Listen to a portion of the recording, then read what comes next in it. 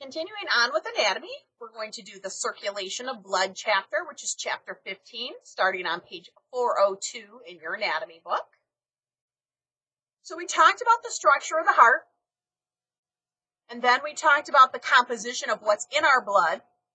So now we're going to add on the final piece, which is how does the blood get around the body? How does it get from our heart to our brain, from our heart to our toes? That's this chapter. How does it get around?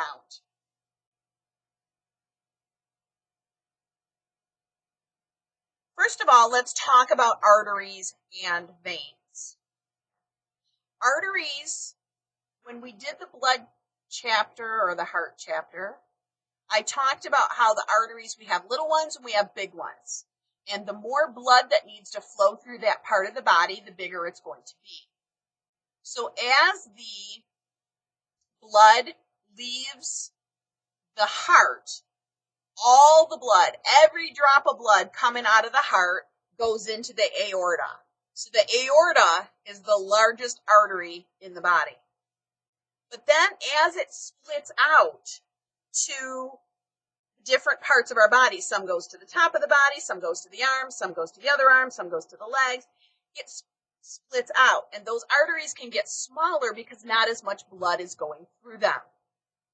Okay, so arteries become arterioles, which means small artery. Okay. Veins work the same way. The less blood that has to go through them, the smaller they are. So we have venules, which means small vein, and veins. And I wrote them in the opposite order because we're talking about where the flow of blood goes.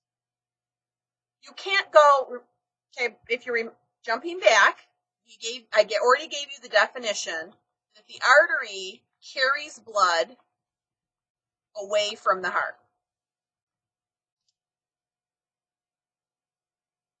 I can't move it. Sorry, it's off the screen. Veins carry blood toward the heart. So as the blood is leaving my heart, it's going through arteries, and it's in arteries all the way out to my toes, tips of my toes. And then as the blood starts coming back to my heart, it's in a vein. But we can't go from an artery to a vein. There's something in the middle called a capillary. So the blood goes from the artery, and as it gets smaller, eventually we call it an arteriole, then the capillary, and then as it's coming back, it starts with the venule and then becomes the vein. And then as it gets closer, closer, closer to the heart, those veins get bigger and bigger and bigger until you get to the biggest vein, the superior and the inferior vena cava. Superior coming from the top part of the body, inferior coming from the bottom part of my body. Okay. So we'll talk about capillaries and their function here in a minute. Before we do, I want to talk about the actual physical structure of an artery and a vein. You got artery here, you got vein over here. And there's a lot of structural differences between these two structures. There are 3 layers to both of them. The tunica intima, the tunica media, and the tunica externa. Intima is the inside layer. Think of your intimate secrets. You keep them close to you, and you maybe only tell a few people. Maybe you don't tell anybody those intimate secrets.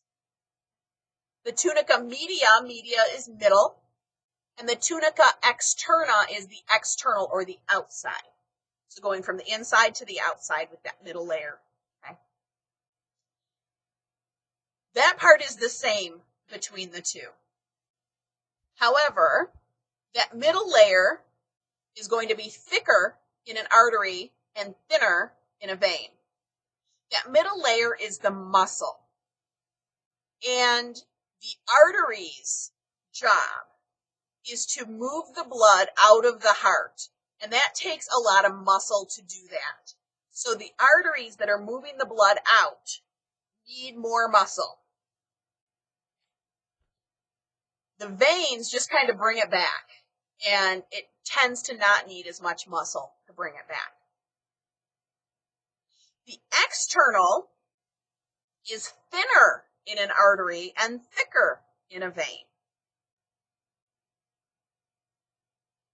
And then you can also see we have this valve going on in a vein that the artery doesn't have. We'll talk about those valves and their purpose later in the chapter. So those are some of the main structural differences between an artery and a vein. And there it is all in the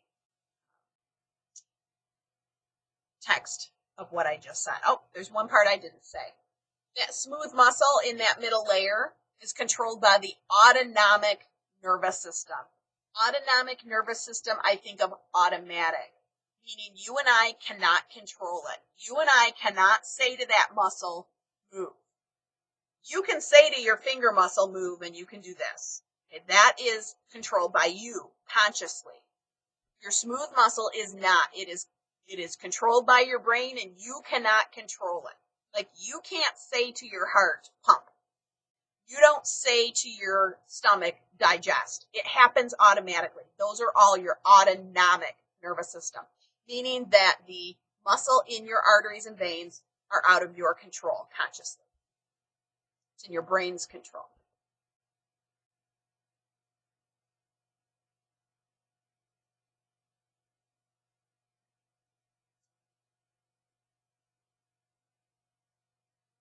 So we have artery becomes an arteriole, to the capillary, to the venule, becomes a vein as it gets bigger, and it gets back up to our heart. Okay, so now we're going to talk about that capillary, and like, what's the point of that middle one? It is known as an exchange vessel.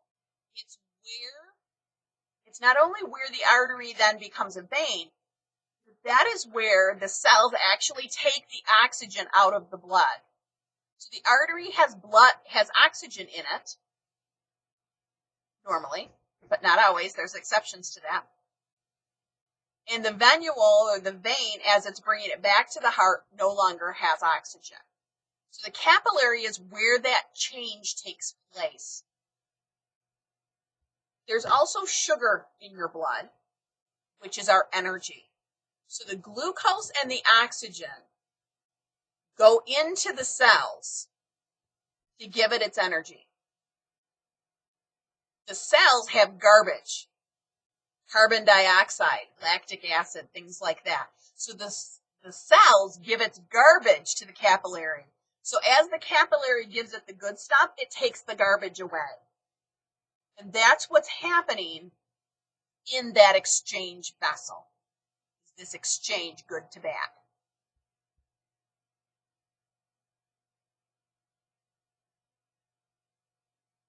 So what can go wrong? Lots. Right? We already talked about atherosclerosis and how it is a plaque buildup in the heart. Well, you can get buildup outside of the heart, and then that would be called arteriosclerosis. So we're talking arteries at that point. And it's a hardening of the arteries. Literally, that's what med term it means. But it's calcium deposits are forming on the inside of those arteries, which reduces the blood flow coming through them. If that blood flow gets too reduced, we have a condition called ischemia. This SCH is pronounced like a K, ischemia. It's a decreased blood flow, which can then lead to death of the tissue. If my toe isn't getting enough blood, that tissue means it's not getting oxygen, and then that tissue can die. That tissue death is called necrosis. The dead tissue, the necrotic tissue, can then start to rot, which becomes gangrene. So it's a process. Ischemia is first, leads to necrosis, and if it keeps going, it goes to gangrene. Once you have gangrene, we need to amputate most of the time. It's hard to come back from that. So this is a continuing process that's very important that we look for. Here's some pictures of plaque in an artery or a vein. I talked in the last module, or in the heart chapter, about putting in a stent and doing running a catheter in to clear it out. This is a picture of what we're talking about. Is that we run the catheter in, usually in the leg, up to where we need it, and then we insert it in, and this is called a balloon. So once we get it in there, then we blow up the balloon, and it pushes all that plaque to the edges. Sometimes we need to put in that stent. Okay, the next condition is called an aneurysm. An aneurysm is a widening because of a weakness in the artery. Think of a garden hose. And if that garden hose has a weakness, you can start seeing it bubble up. And the garden hose looks maybe a different color. Let's say a green garden hose, and now this section is like a lighter green and it's bubbling up. You're like, oh my God, it's going to get a hole there pretty soon. That's kind of what an aneurysm is doing inside your body. It's kind of bubbling up. It's got that weak area, and at some point it can blow. Those can be very serious, especially if they're in the brain or if they're in the aorta. An aneurysm in the brain can lead to a stroke, CVA, cardiovascular accident, known as a stroke, and that can cause to ischemia of the brain tissue, that tissue death. The next common type of vein disorder is varicose veins. And I pointed out earlier how there's a valve in veins. And this is normal. Okay, it's supposed to be closed. It keeps it so that the blood is only flowing in one direction. With varicose veins, it's not closing. It stays open, meaning that the blood can go backwards. So if the blood is supposed to be going up the leg, it just kind of stays and hangs out in the leg. And all that congealed blood on the inside gives it that lovely purple color. That's a varicose vein. There are treatments, there are surgeries that can go in and do things about this. The next condition is called hemorrhoids, which is also known as piles, alternate name for it. And that is a varicose vein. It's exactly what we were talking about. But this is in the rectum, so in your backside. It can be caused from extrusive straining from going number 2 during defecation. It also is a common affliction of women after childbirth from the pushing process. We can cause that. There's treatments. They can go away. Not like once you have it forever.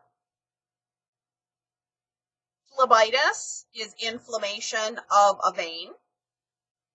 Thrombophlebitis is that vein inflammation is caused by a clot or a thrombus.